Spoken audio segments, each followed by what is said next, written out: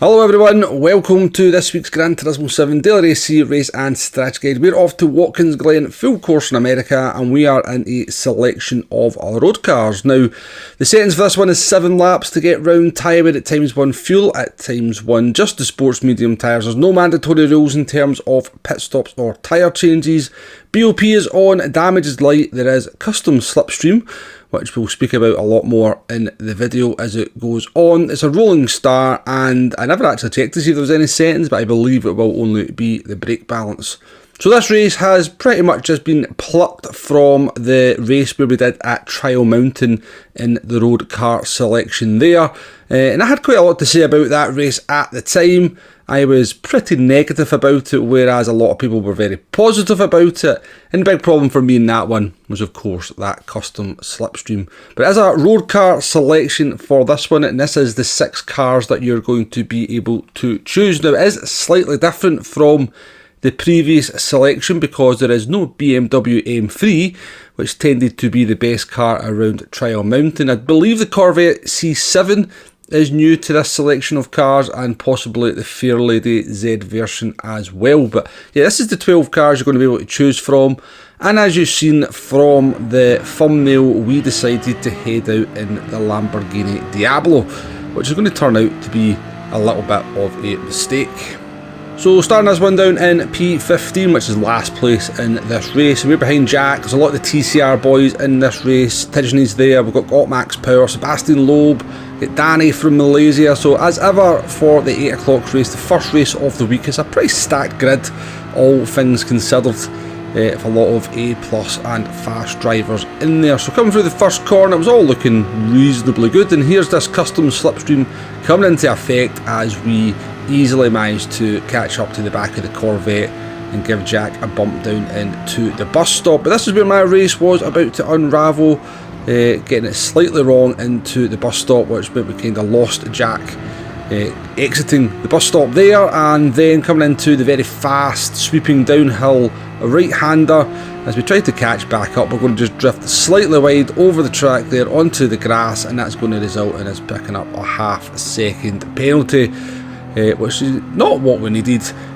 Still, we were having a slightly better time than TCR Shelty, who I never seen exactly what happened to them, but they seem to have ended up off the track very early on in the lap.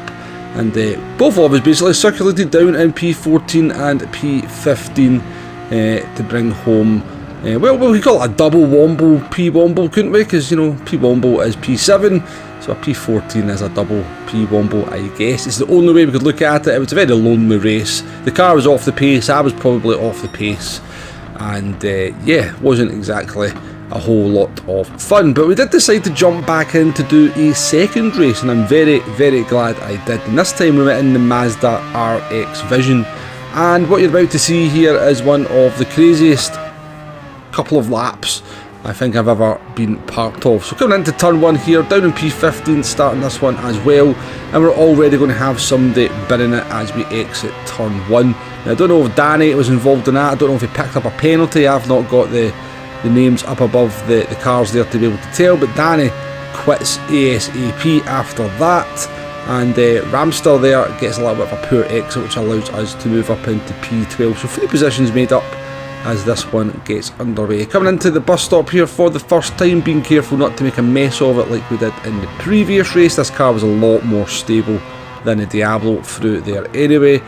And I could just tell we did a few practice laps in this RX Vision. I could tell it was at least a second faster than the Diablo. So good selection of cars, but they don't, possibly the balance of performance of them could be a little bit better. The Diablo is kind of sketchy, which is maybe just, I just find this car a lot easier to drive, so maybe 1 second difference is not quite a true reflection, but yeah, the stability of this car just made it a lot easier to drive than Diablo, although it was very weak through that uphill right-hander there, as I was to experience throughout this race. So another position made up there as a car serves a penalty, Sebastian Loeb in the LFA, which does seem to be the car of choice. The Lexus LFA seems to be the car that most people are jumping into. The Ferrari F40 seems to be quite strong as well. But the RX Vision that I'm in for this race, I definitely would not discount. It seemed to be very very quick, and certainly, as I said, a lot quicker than the Diablo, and I was able to live with the LFAs in this race without too much of a problem. Now, I did promise you some crazy in this race, or the first 2 laps anyway, and do not worry, that crazy is just about to start as we start the second lap here. We've got Wheelman in the Ford GT, and they're going to get the braking a little bit wrong into turn 1, and kind of bump into the LFA there. Now, they do back out of it straight away, but it does allow me to complete a nice Moses manoeuvre as we go down the middle of those 2 cars and move up into P9. But the real crazy is unfolding up ahead. As you are about to see, cars are going to start going all over the place. Thank goodness for the ghosting system, because that would have been a very scary moment indeed.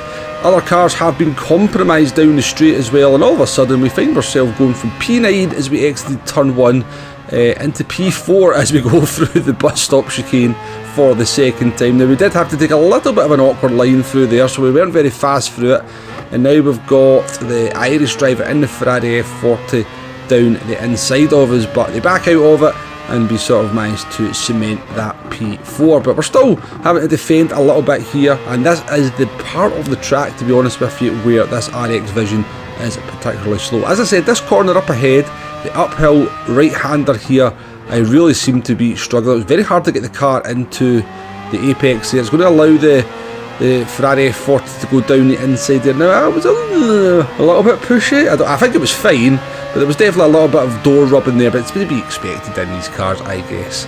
And then, as we try to go down the outside there, a torpedo comes through, a Russian torpedo at that, sent from a ballistic submarine somewhere in the Atlantic Ocean, and that's going to put us off the track and back down into P8 with dirty tyres to boot as well. So we were up in P4, but things can turn around very quickly indeed, and all of a sudden we're back down in P8.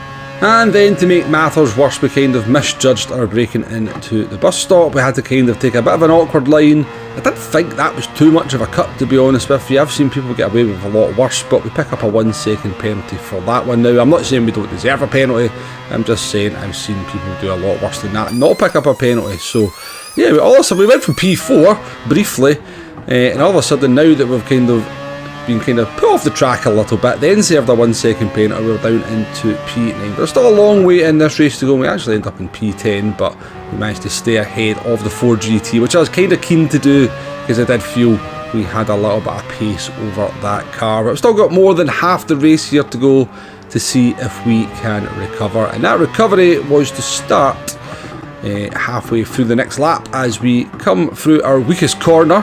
The penalty zone is just up ahead, and I've not got the names up above the car or the penalties, and so I had no idea these two had a penalty to serve, but very nice to get a couple of free positions and move up into our favourite place of all, which is P7, or more famously known around the entire world of sim racing as P-Womble.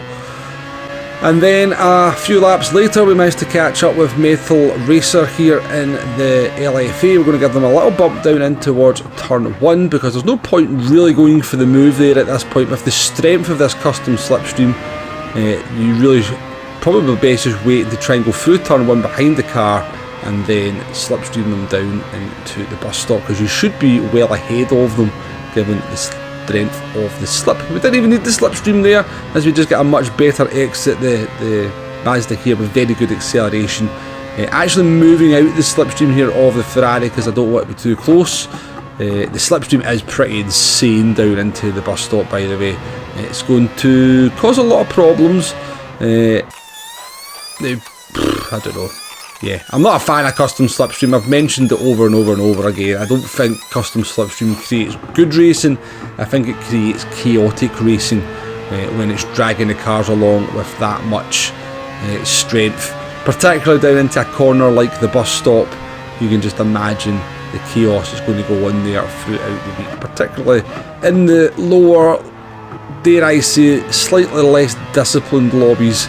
Yeah, they're going to be going into that bus stop 4 wide at times, and it's going to be, well, it might give me quite a bit of content for the old Womble Steward series, which we're going to try and get a video out of that over the course of the week. So yeah, you can just see the strength of that custom slipstream there as we easily catch the Ferrari going up through the curves there, but it was too strong. We were getting too much of a slipstream, and not getting the pull in the right place there. But we seem to be a lot faster than Rav Hub in the Ferrari. Bear in mind, this was actually the driver that punted us off into whatever corner it is, towards the end of the lap, maybe on lap 2 I think it was.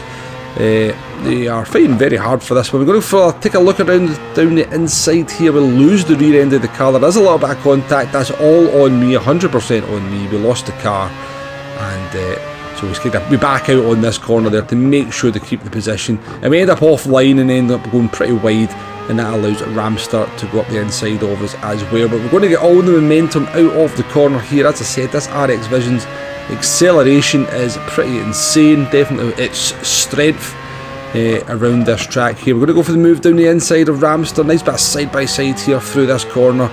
Nice to get a bit of good solid side-by-side race. Go triangle round the outside here, but this very rarely works. There's no grip on the outside, and the nature of the corner, the off-camberness of the corner means you tend to drift a little bit wide. We do get the run again with that acceleration. I thought about this one, but I kind of thought to myself, if somebody did that move on me, I wouldn't be particularly happy, You've got to practice what you preach. That's the sort of corner where you can't just kind of have half your car alongside and expect to just shove it down there and completely overtake. It's going to result in an accident 9 times out of 10. Ramster did go wide. He was going to give me the room, I could see that, but yeah, we backed out the move.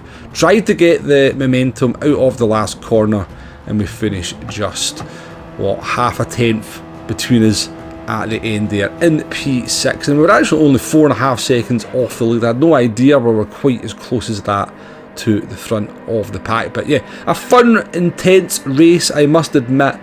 I don't think the custom slipstream is quite as influential around here maybe as it is or was at Trial Mountain.